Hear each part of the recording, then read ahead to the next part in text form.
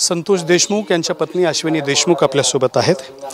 तर तुम्ही पोलिसांकडे जबाब दिलेला आहे, त्या जबाबामध्ये असं म्हटलेलं आहे की विष्णू चाटेकडून संतोष देशमुख यांना 1 महिन्याआधीच धमकी देण्यात आली होती मारण्याची, काय सांगाल? 1 महिन्यापूर्वी असं काहीच नाही सांगितलं। धमकी आली होती का? ते भांडण झाल्यापासून टेन्शन मध्ये होते, ते एवढंच मला म्हणले की फोनवर काय मला माहित नाही, पण मी म्हणलं काय झालंय, तर ते म्हणले की त्या दिवशी पवन चक्कीवर जी किरकिर झाली ती जरा गुंड प्रवृत्तीचे लोक आहेत, मला भीती वाटते, एवढंच बोलले। पण फोन करून काही धमकी वगैरे दिली होती असं काही आहे?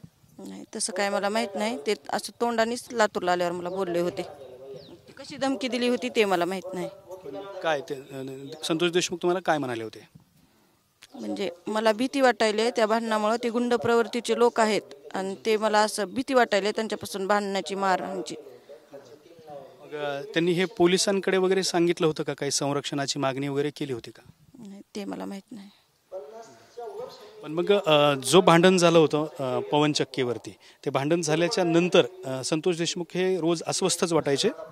हां, ते भांडणं झाल्यानंतर लगेच शनिवारी ते माझ्यासोबत लातूरला आले होते। मग ते भांडणं झाले असे म्हणल्यामुळेच मी म्हणलं जाऊ नका, मग इथंच थांबा, कशाला जाता, तुम्हाला भीती वाटायला तर म्हणून ते तिथंच थांबले होते। रविवारी पण थांबले, सोमवारी ते थांबणार होते, नंतर त्यांना लईच फोन येले कुणाचे येत होते ते काय मला माहीत नाही। मग ते मला म्हणले काम आहे, मला गावाकडे जावं लागते।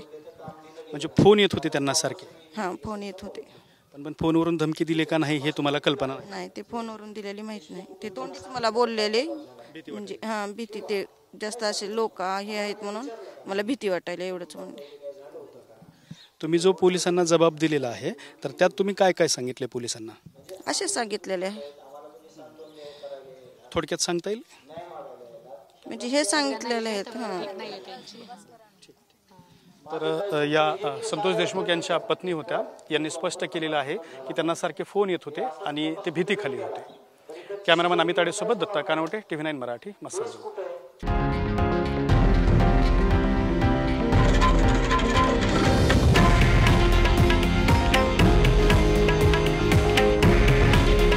हे आहे देशातील नंबर 1 न्यूज नेटवर्क आणि आपण पाहत आहात TV9 मराठी। काळजी तुमची, हित महाराष्ट्राचं।